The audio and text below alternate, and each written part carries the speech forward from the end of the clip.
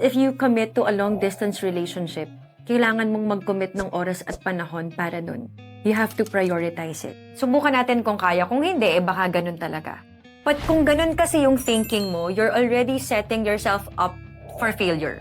Kasi, subukan natin kung kaya. Pag sinabi natin subukan natin kung kaya, ibig sabihin nun, titignan natin. Pwedeng mag-work, pwedeng hindi. But LDR requires work that you need to do. Kailangan set in stone yun. LDR is possible. Pero kailangan nyo siyang bigyan ng panahon, ng oras at ng intentionality. Any kind of relationship, kung gusto mong mag-thrive yan, kung gusto mong mag-flourish yan, Stay committed and stay faithful with each other. Kasi again, God allowed it to happen in you. No perfect marriages, no filtered conversations, just real life real faith, and learning how to stay afloat.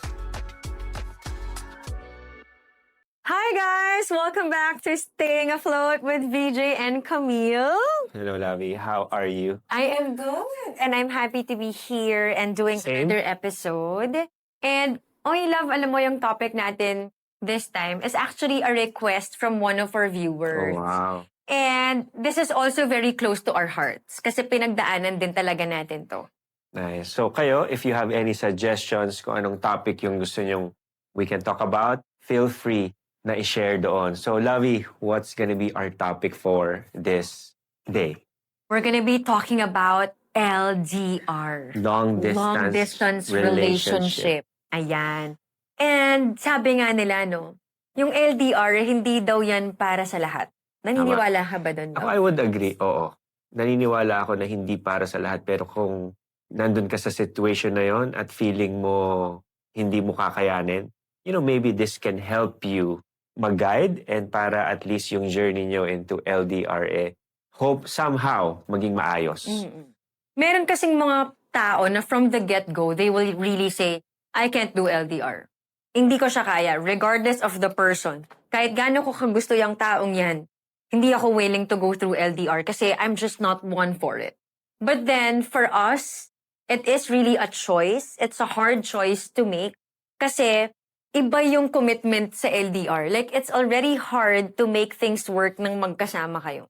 All the more pag hindi kayo magkasama. And in the first years of our relationship, ito yung setup namin ni VJ. So, backstory, my love. He used to live in the States. Ako naman ay dito. So, even when we met each other, yun na talaga yung setup namin. Nasa US siya, nandito ako, he needed to stay there because of his citizenship. Ako naman, dito talaga ako. Hindi naman ako taga doon. So, wala kaming ibang option but that. Tama. And from the get-go, because alam namin entering into the relationship that it is what it is, in-embrace namin siya right away. Like, walang isip-isip. Kaya natin to. And we can make this work. So, the real question here is, are two people willing to do what long distance requires? And most of us, especially dito sa Pilipinas, love, ang daming LDR. Kasi marami din si atin dito, ang isa sa mga mag-asawa ay OFW. So, dahil sa kahirapan ng buhay, dahil mas maganda kasi yung sweldo doon, mas financially stable yung provisions, pinipili natin yung ganong klaseng setup kasi mas nakakabuti siya sa provisions ng pamilya. But of course, it comes with a cost. Choosing to be in a long-distance relationship comes with a cost. Kasi malayo ka sa pamilya mo. At pag malayo ka sa asawa mo, maraming pwedeng mangyari. Which is, temptation can happen. Ang dami na nating narinig ng kwento ng mga OFW na iba't ibang somewhat saddening stories of like relationships in other countries, even those who are here na naiiwan sa Pilipinas, syempre meron kang pangangailangan eh. May mga needs ka, emotional needs, physical needs. And syempre pag mahina ka, madali kang matukso o matempt. So yun yung mga challenges talaga ng long-distance relationship. Okay. So siguro just to start off, Lavi, let me ask you, or let's ask, can a relationship really survive when you are apart? What is your take on this, Lavi? Ako kung tatanungin mo ko, oo, kakayanin siya. Okay, so But it takes a lot of work. Okay. So it can be. Yes. For me, It is yes. possible for you Mhm. to survive. Okay. So siguro sabihin mo sa akin, what are the things na ginawa natin? Let's enumerate or let's share what are the things na nagawa natin for us to be able to survive this long distance relationship? One of the things You that... give one, I'll give one. Okay. Consistency. Okay. That's my one. Okay. I want to hear practical ways. Mm-mm. Practical ways. Nung LDR kami ni VJ, we have a schedule. Okay. Schedule. Yes. So number one, schedule. And that schedule was non-negotiable. Non-negotiable schedule. Meaning, wala kaming excuse. Okay. Doon sa mga oras na yon, mag-uusap kami. I remember during those times, even my friends, even my family know, by 9 o'clock wala na si Camille. 9 o'clock PM. p.m. Manila time. Okay. Because in the US, that's what time? 6 a.m. 6 a.m. So, ito yung mga sacrifices na sobrang na-appreciate ko talaga kay Lovey nung time na nag-LDR kami. So, he wakes up extra early. Sometimes he wakes up at 5 a.m. So, that's 8 p.m. dito sa Pilipinas. And that's intentionality. Ang LDR requires intentionality. It doesn't need more love because yung love given yun eh. Kaya mo ginagawa yung mga sacrifices na yun kasi yun yung way mo para ipakita that you value that relationship. VJ would wake up extra early, 5 a.m., so that we can talk from 8 p.m. to like 10 p.m. We have 2 hours of talk time. So, yun yung sacrifice niya kasi sa akin maaga pa yun. Pero yung sa akin naman, yung naging sacrifices ko, 8 p.m., 9 p.m. onwards, hindi na ako gagawa ng ibang lakad. Ang oras ko na yon is really devoted to VJ. So, if I have plans, I'm out with my friends, I go out 5 p.m., 6 p.m., dinner na tayo. 8 p.m., uuwi na ako nan. 9 o'clock, when he calls me, I should be ready to pick up the phone and devote that time solely for him. And that was consistent. Okay. Do Very you nice. believe? Yeah. I believe. Do you Kaya- agree? I agree kasi kaya nga tayo nanditong dalawa eh. Mhm. Kasi na-survive natin yung LDR. So number one, what I'm getting from you, love, is we have to have a non-negotiable schedule. Usap kayo, make an effort to really connect with each other. Kasi nga, ang hirap eh. You are thousands of miles apart. So you have to set a schedule. Siguro yung sa akin, hindi siya permanent. Hindi magiging permanent yung LDR. Hindi kami LDR forever. Hindi kayo LDR forever. Hindi yung sinabi mo, okay, hanggang kailan natin gagawin to? Yun. Ibig sabihin, you have Set to time frame. there you go. Set a time frame. Slow. Set a time frame hanggang kailan yun ang to gagawin. 1 year, 2 years, or 3 years. Kasi meron akong kakilala, nagtatrabaho siya sa cruise line. So, ang tagal niya nang nagtatrabaho doon for so many years, meron siyang 4 na anak. At etong 4 na anak na ito, sobra yung, sabi mo nga kanina sa mga ginagawa mo, merong consequences. Yes, may cost. There's a cost. There's really a cost doon sa mga actions na gagawin mo. So, yung 4 na anak niya na yun, it's so unfortunate, hindi niya masyado nakasama. But the reason why you left the Philippines or you left home, you left your family for a better or for a bigger purpose and for para maging okay yung finances ninyo. Yeah. Pero yung cost naman nun is naiiwan mo naman yung family mo. Imagine mo yung 4 kids niya, palagi siyang wala doon sa mga milestones ng mga anak. So you have to set a time frame kung hanggang kailan nyo lang to gagawin. 1 year, 2 years, 3 years, 4 years, 5 years. Hindi kasi pwede siyang forever. Pag sinabi mo, hindi, last ko na kasi to eh. Tapos sa susunod na naman, last ko na ulit to. Hanggang eventually, imagine mo, yung tayong dalawang magkasama na somehow, kapag meron tayong issues, hindi tayo nako-connect. Yes, yes. What more doon sa taong thousands of miles apart, hindi pa rin magkasama. So, sabi mo nga kanina may temptation. There will always be temptation. Yes. So, set a schedule, set a time frame kung hanggang kailan nyo lang ito gagawin, and any more? Yes. For me, one of the dangers kasi for LDR to not work is that, narinig ko rin to sa iba. Kasi may mga LDR din tayong kilala. Tapos tinatanong ko sila, paano yung pag-uusap nyo? Tapos ang sabi nila, wala kung kailan lang available. So for me, that's dangerous. Because if you commit to a long-distance relationship, kailangan mong mag-commit ng oras at panahon para dun. You have to prioritize it. If you really want it to work. Some people are saying, LDR, sige, subukan natin. Subukan natin kung kaya. Kung hindi, baka ganun talaga. But kung ganun kasi yung thinking mo, you're already setting yourself up for failure. Kasi, subukan natin kung kaya. Pag sinabi natin subukan natin kung kaya, ibig sabihin nun, titignan natin, pwedeng mag-work, pwedeng hindi.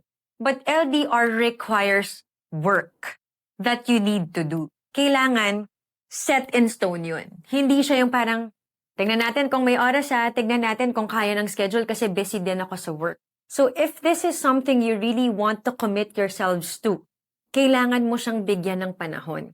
Kung binibigyan mo ng importansya yung pagtatrabaho mo, yung pagising mo, yung pagligo mo, yung pagkain mo, for you to be able to survive, you also have to do the same things to this relationship for it to also survive. Okay. So parang yun lang yung, for me, that is very important. Okay. Another thing, love, is, I have a question. Okay. Ano yung sasabihin Go. mo?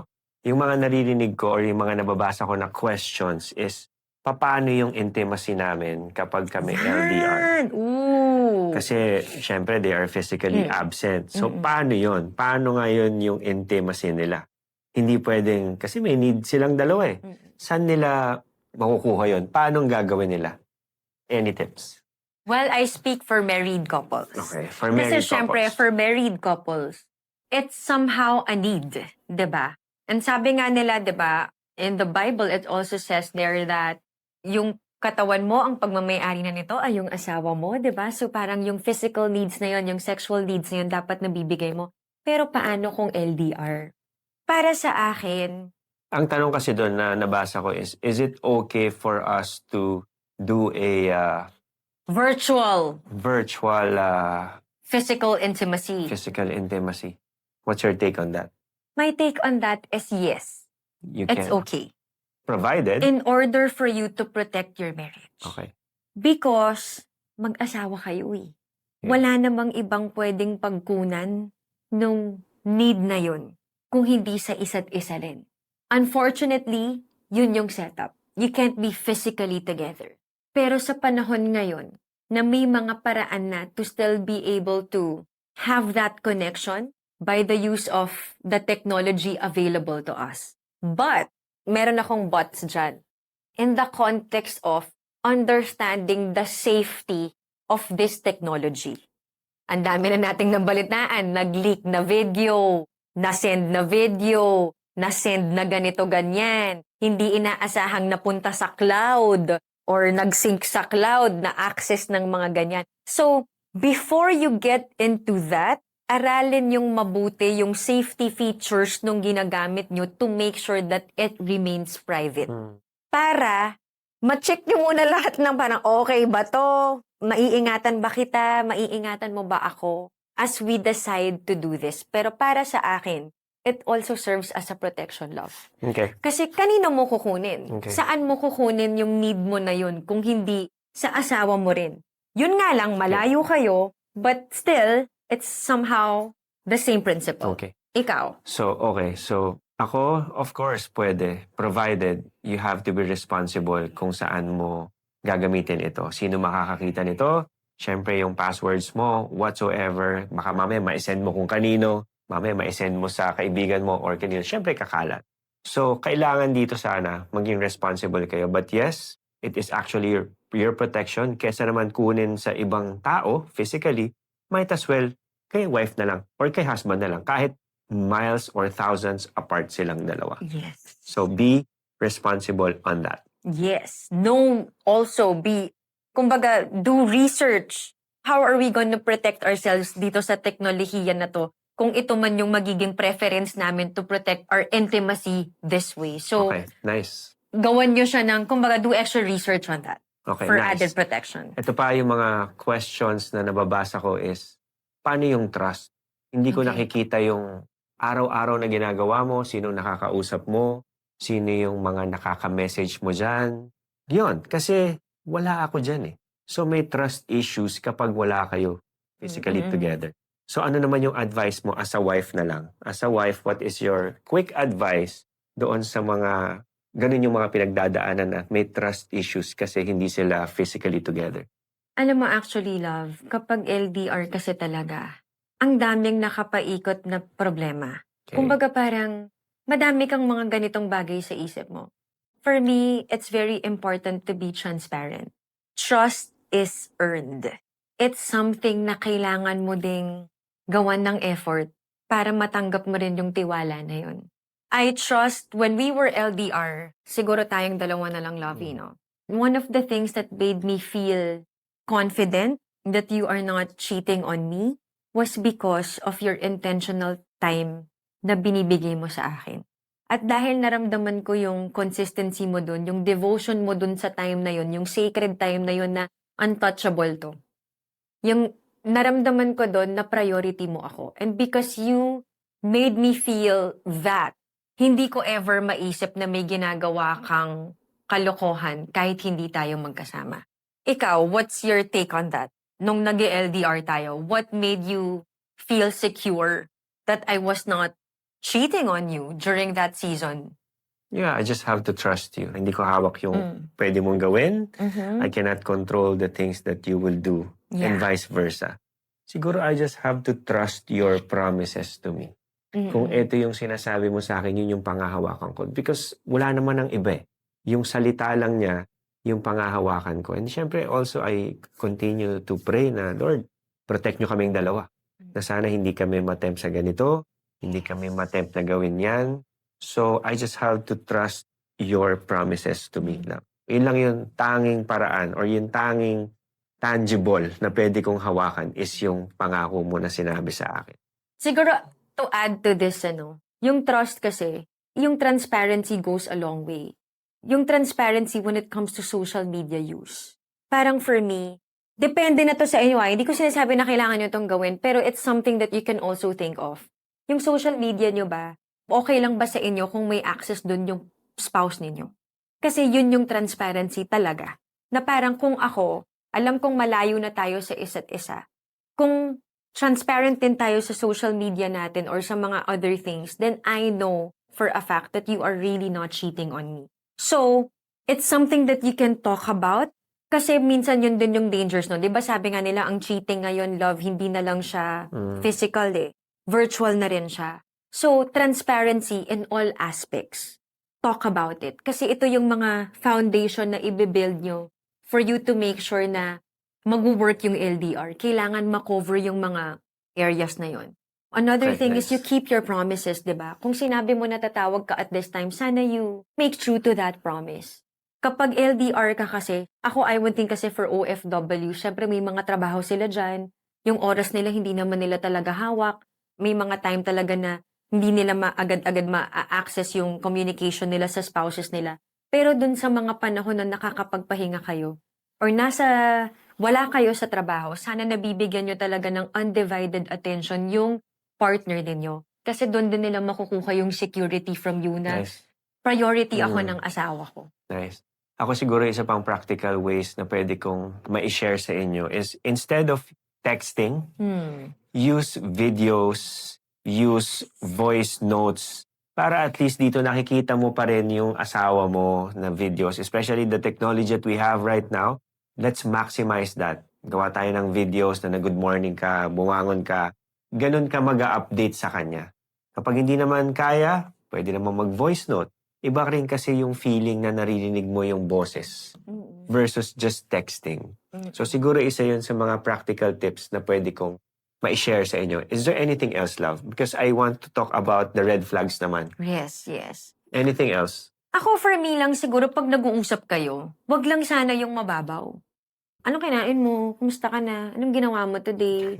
Alam mo yun, parang okay ka lang ba? Parang paulit-ulit kasi siya. So be more intentional with your questions. Anong challenges mo lately? What's been stressing you out lately? Ano yung mga pinagdadaanan mo ngayon? May mga problema ka ba na gusto mong i-share sa akin? How can I help make you feel better about the things that you are going through? How can I best support you? Nice. Kasi hindi kita kasama. So, emotional support na lang yung mabibigay ko sa'yo. Paano ko mapapakita yun sa'yo? Nice. So, go deep Okay. into your conversations. Don't just talk about the little things. But be more intentional with the way you communicate to each other. Kasi, yun na nga lang yung meron kayo eh. Yung communication. So, sana, mas laliman natin. Mas gawin natin siyang intentional. Mas gawin natin siyang mas malalim. Nice. Yeah. Ako, just to add one more, siguro gawin nyo kapag nag-uusap kayo, maybe for an hour kayo nag-uusap, no? Idagdag nyo sa usapan nyo yung Devo nyo together. 15 minutes, 20 minutes, Devo kayo. After making your Devo, mag-pray kayo together. Pag-pray nyo yung future plans. Kasi meron dapat kailangan kayong end goal. Hindi kayo forever na LDR. Kasi remember, meron kayong family, meron kang spouse, meron kang mga anak, and the reason for you leaving them is for a better finances. But then again, may cost again eh. So ano ba talaga yung pinaka-importante? You know, si God, ang ginawa niyang design is for a husband and wife to be together. Yun talaga yung design ng Panginoon. Hindi niya talaga ginawa yung marriage para physically apart. So do that. Devo kayo, 15-20 minutes of your time, and then you pray together for your future plans. Kung ano pa yung direction ni Lord sa inyong marriage. Yeah, I like that, love, because I believe one of the questions that we would get here is that madali kasing sabihin sa inyo na hindi kayo mag-LDR o hindi isa sa inyo magtrabaho sa ibang bansa kasi financially stable kayo. Pero paano kung ito lang yung available para sa inyo? Paano kung ito lang yung paraan nyo para makapag-provide sa pamilya nyo? Kasi dyan sa Pilipinas, konti lang yung mga opportunities na ganito kalaki yung kikitain ko. Paano kung dito ko talaga makukuha sa ibang bansa? Pero yun nga lang, malayo ako sa pamilya ko at wala akong ibang choice. Usually yun kasi yung dilemma eh. Tama yun. Maaring at this point, ito lang yung choice or available para sa pamilya nyo. Pero para sa amin, if God places a desire in your heart to be together, He will also be the one to open doors and opportunities for that to happen in your marriage. So, kung ikaw naman yung wife at ikaw yung nandito sa Pilipinas, ikaw yung pinapadala ng pera, isipin din natin or mag-strategize tayong mag-asawa. Paano natin mag-grow tong pera na to? You can invest a portion of that, magkaroon ka ng work from home na trabaho, pwedeng luto-luto. Like, ang dami nating ways ngayon to earn from home. And I believe us wives were very, very, ano bang tawag doon? Yung maabilidad. Maabilidad tayo pagdating sa ganyan. Para pag dumating yung time na uuwi na yung asawa natin, kasi yun na yung time frame na binigay natin na magkalayo tayo, ma-enjoy natin yung pag-uwi nila at mas maplano nating maayos yung finances natin doon sa transition na yun ng marriage natin. Because then, sana yun yung end goal. Ang LDR, hindi siya panghabang Nice. buhay. And I share this love because I have relatives na nakita ko na LDR silang mag-asawa. Nung time na umuwi yung mga kamag-anak ko na OFW, umuwi sila kasi nag-retire na sila. So, ibig sabihin, nasa 60 plus na sila. Nung umuwi sila, love, ang na-witness ko doon sa relationship, silang mag-asawa, hindi nila kilala yung isa't isa. So, nag-struggle sila to be together. Because nasanay sila for a very long time na hindi sila magkasama. Tayo, kapag mag-isa tayo, naka-survival mode tayo. Gagawin natin lahat, didiskartehan natin lahat. So the moment that you join yourselves together, kasi yun na yung uuwi ka na, nandun na yung conflict, nandun na yung away, hindi pala tayo magkasundo, hindi pala tayo magkakilala. So ang lungkot, love, kasi nakita ko na tumanda sila, spending their time away from each other, yung sakripisyo na yun na kailangan malayo yung isa to be able to provide. Pero pag uwi, hindi pa rin yun na-enjoy yung family niya kasi broken pala yung relationship nila. Nice. So yun. Ako just to add, Lovey, just to add, di ba ang mga OFWs, maraming ang kumbaga parang nagpadala yan ng pera kasi dollars ang kinikita niyan. Siyempre yung currency, ang taas kapag pinalit dito. Kumbaga, the wife or the husband is getting hundreds of thousands every month.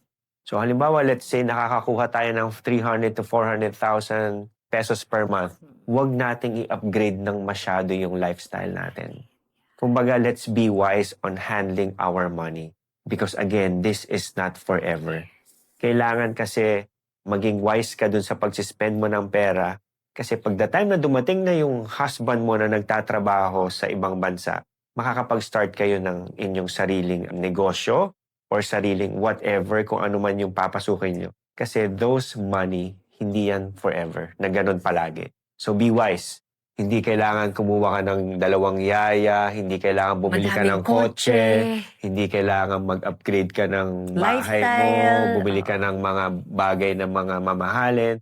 let's not do that. Let's be wise. Let's be a good steward of that money. Kasi hindi yan forever. The short-term sacrifices that you are doing now, ang magbe-benefit nun yung long-term. Paghahandaan natin yung future, hindi yung kung ano yung meron ngayon lang. I like that. Nice. Ito pa, love, yung sa when it comes to, digital intimacy na Yes. sinasabi natin kanina, just to add to this, again, na-mention natin kanina, it's a protection. Mm-mm. Imbis na meron kasi tayong kilala na kumbaga, inallow niya yung husband niya to do the porn. Inaalaw niya kasi wala namang ibang pagkukuhanan. Kesa mambabae. Kesa mga babae. Kumbaga, dun na lang daw niya kunin. And we shared that to the wife. Sabi namin, the moment na ginagawa ni husband mo yun is he's already sinning.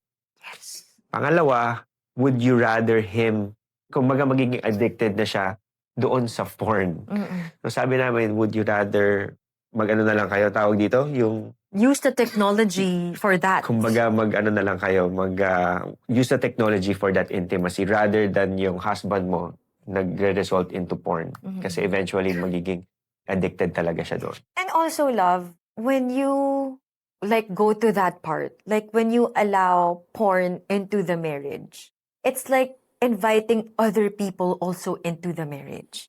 Because visual yun eh. May nakikita kang ibang muka, may nakikita kang ibang katawan, may nakikita kang ibang body parts na hindi naman yun yung sa asawa mo.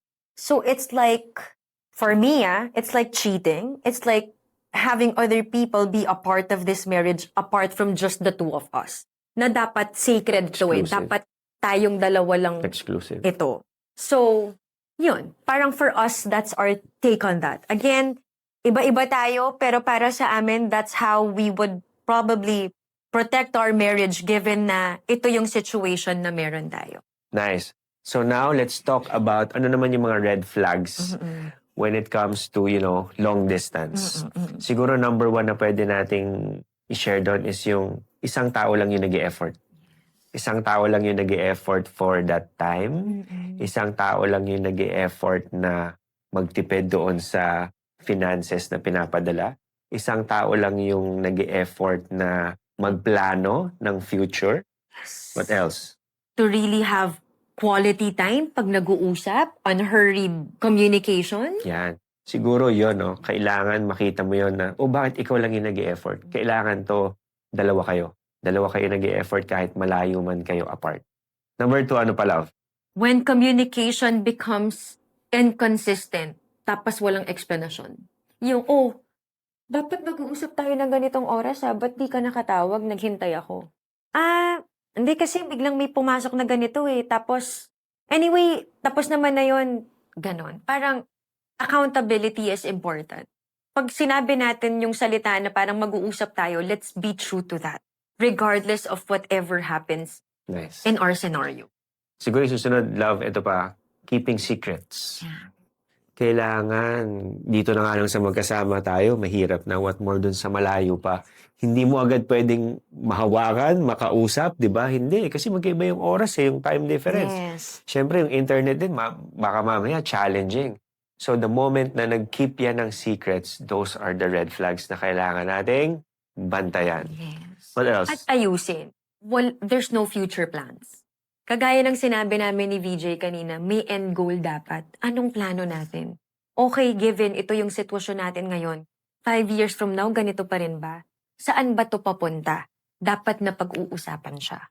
Or kapag mas nangingibabaw na rito yung anxiety versus yung meron kang peace, Yes. kasi na-assure mo yung husband mo or na-assure mo yung wife mo na after this, babalik na ako dyan. Or mahal na mahal kita. You will assure them sa words mo.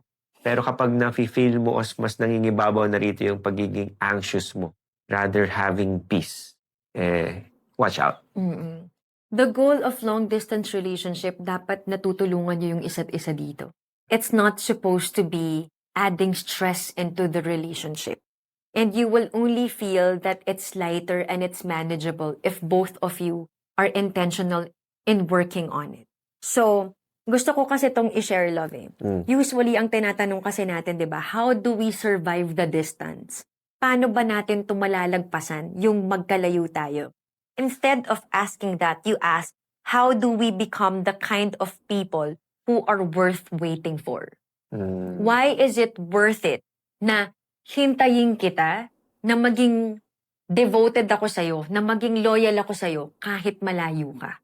And as the person na alam mong may taong umaasa sa'yo at nagmamahal sa'yo and tries his or her best to remain faithful and loyal to you, try also your best to be worthy of that kind of love.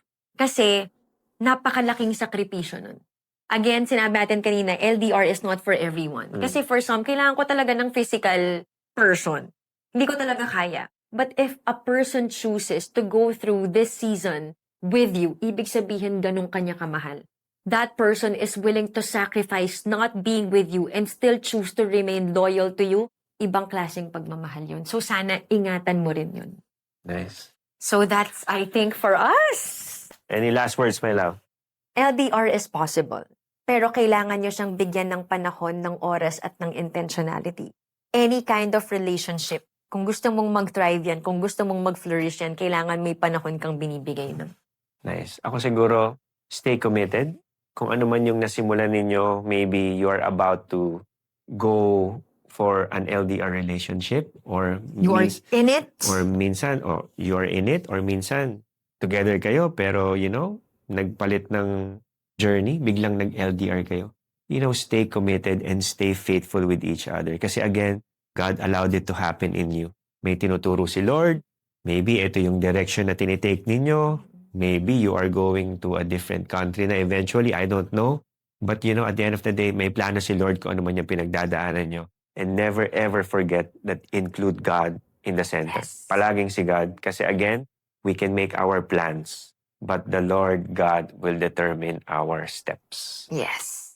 So, Shout out sa lahat ng LDR we relationships, are man. praying for you. Kayang-kaya na yan, guys. We are rooting for you. Yes. So that's it for this episode, and we will see you on the next one here on Staying afloat with VJ and Camille. Woo! May ganun daw.